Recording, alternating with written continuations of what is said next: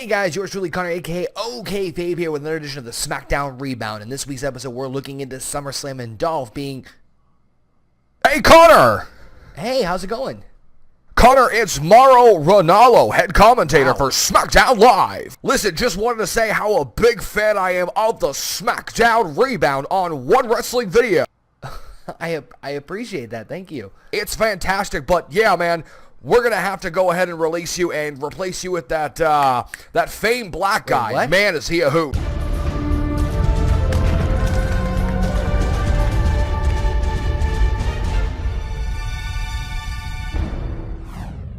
Hello everybody, my name is Connor, aka OKayFabe, and no, I've not been fired yet.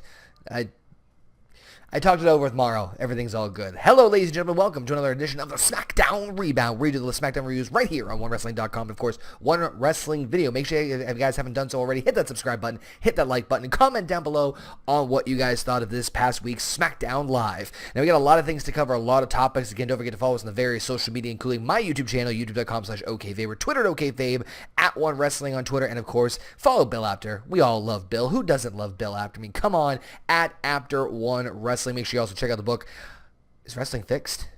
I didn't know it was broken. Available in bookstores and also coming to Audible very, very soon. All right, guys and gals. This SmackDown was very interesting. Second week during the new era, heading into Summerslam. Dean Ambrose kicking things off tonight, introducing, of course, his opponent at SummerSlam, the number one contender, Dolph Ziggler. Some interesting banter between the two, where Dolph basically says that he's the man who's going to burn Brooklyn to the ground and beat Dean Ambrose for the championship. A lot of tension between the number one contender and the WWE World Heavyweight Champion.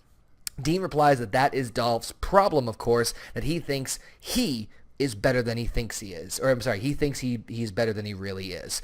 Of course, after this, Bray Wyatt comes in and sneak attacks Dolph Ziggler after a very emotional back and forth between the two and makes a challenge to Dolph Ziggler. He says, "Face me tonight. You took something away from me. Earn it. And beat me. If you can beat me, you keep your ticket at SummerSlam. But if not, I take your place as number one contender and challenge Dean Ambrose for the WWE Championship at SummerSlam." Well, we kick off here with more intriguing action as we find out who the number one contender is for the Intercontinental Championship in an amazing triple threat between Baron Corbin, Apollo Crews, and Kalisto.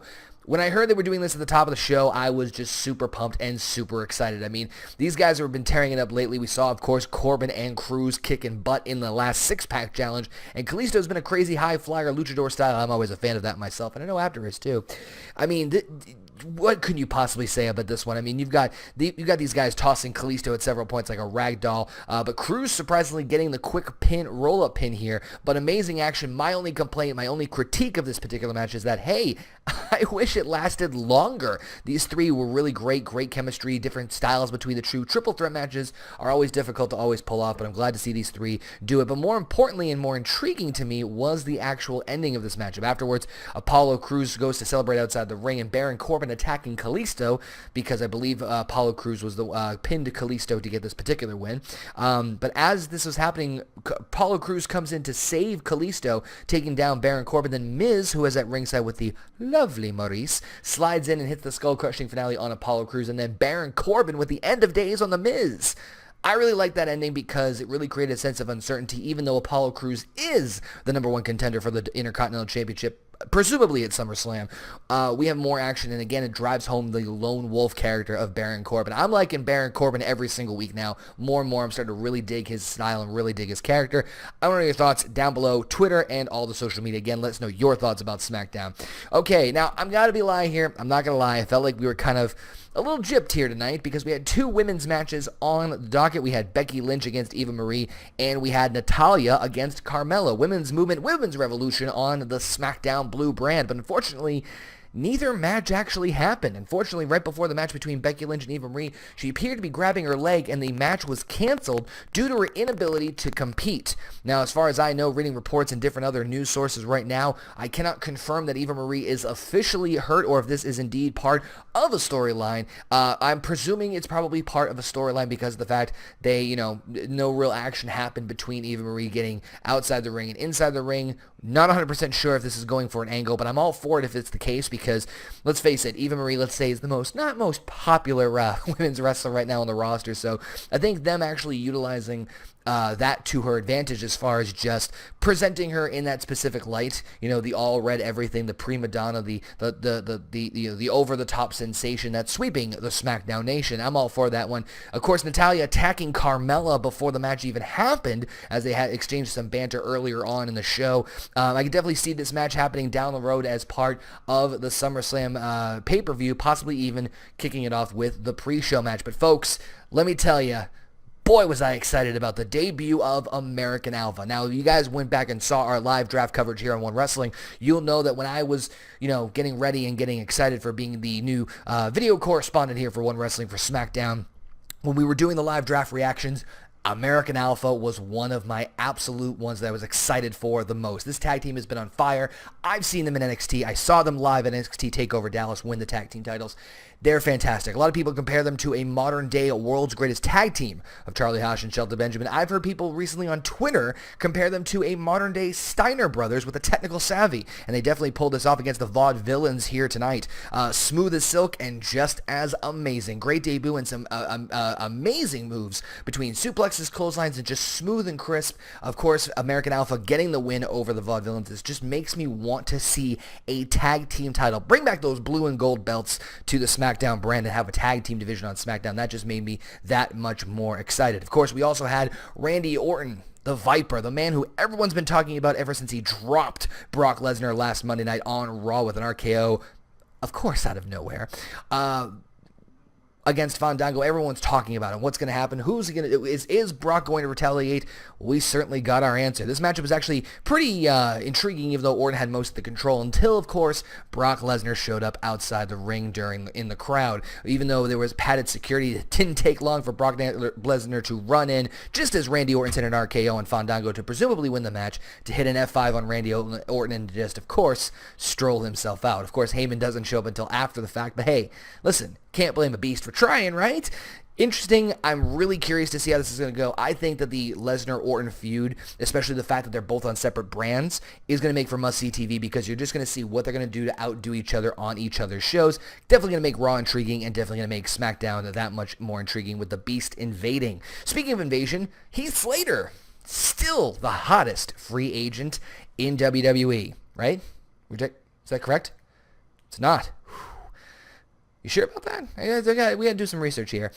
He, of course, storms into Daniel Bryan's office during the whole confusion of the security guards escorting Brock Lesnar out and still demanding that SmackDown contract. Daniel Bryan says, you know what? You have to earn it, but I'll make you a deal. Next week, you get your opportunity. If you can beat your opponent, you'll get a SmackDown contract. Of course, it's the man who gored him, not only last week, but just immediately after Daniel Bryan said this right in his office. I'm talking, of course, about the man-beast Rhino. Rhino versus Slater next week. If Slater wins, he gets a contract I'm certainly hoping for. Now, here's the big one, of course, the main event, Bray Wyatt against Dolph Ziggler. If Bray wins, he takes Dolph Ziggler's spot as the number one contender for the WWE World title at SummerSlam. This matchup was very intense, much more time than I actually thought they were going to allot it, but it made Dolph Ziggler look like $1 million. I know we've seen a lot of these matches before where we've seen, pay-per-view stipulations and, title contentions and things up for grabs very, very quickly. But I loved how this particular week of SmackDown, we did see a more aggressive side of Dolph Ziggler.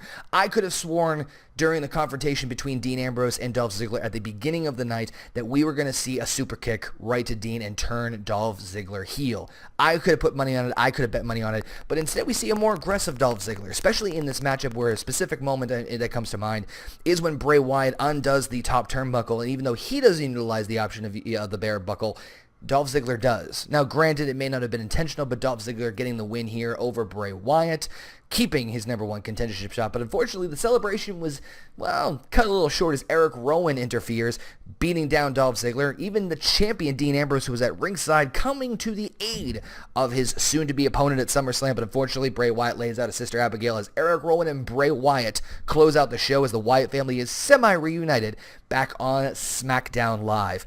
Now, overall, I think it's no secret that Raw has had 2 amazing weeks, and to be fair here, I think SmackDown has had, again, a big uphill battle to get from the start. SmackDown definitely had a lot of expectations compared to the last 2 weeks of Monday Night Raw, but I definitely think SmackDown has definitely upped its game considering what we had last week. A lot of uncertainties, a lot of unknowns, still a lot of rebuilding of the blue brand, but I definitely think SmackDown did a lot better this particular week. The triple threat matchup we had was between Corbin, Cruz, and Kalisto. The 3, yeah, that's easy. Corbin, Cruz, and Kalisto.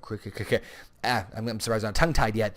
Was intriguing. I really liked it. My only complaint was, again, 2 hours. I wish it was a little longer. We did get a little bit robbed, in my opinion, of the women's matchup. I would have very intrigued to see Carmella and Natalya, but at the same time, saving it for a later date definitely makes me more interested in the women's division. Of course, American Alpha against the Vaudevillains. You can't lose with the American Alpha. I mean, come on, you really can't. And, you know, the intrigue between Randy Orton and Brock Lesnar is at an all-time high. I think if they keep this momentum going between both Raw and SmackDown, I think you've got a must-win situation here, and you've got really intriguing television. Again, back and forth, not sure who's going to do what this week. There's a lot of creative elements you can have. We still have a good amount of time before we hit SummerSlam. Of course, number one contenders match, as I was mentioning, Dolph Ziggler getting a more aggressive side. I don't know if he can pull it off. I'm not sure if this new aggressive attitude of Dolph Ziggler is enough to merit him the WWE Championship against Dean Ambrose at SummerSlam, meaning he'll take it from him at SummerSlam. But it's always intriguing to see, and it's more intriguing to hear your guys' thoughts about SmackDown Live. Again, leave us your thoughts down in the comment section right here below, or hit us up on Twitter, Facebook, or all the social media and let us know what you guys thought of this past SmackDown Live. I thank you guys again for tuning in here at One Wrestling and One Wrestling Video. If you guys haven't done so already, there's a subscribe and a like button right down there. Hit it right there and show some love for the blue brand. Yeah, I know it's a Dragon Ball shirt, but it's blue, okay? It's blue. Mauro Ranallo liked me enough to not fire me after all that. Just go ahead and just do that, okay?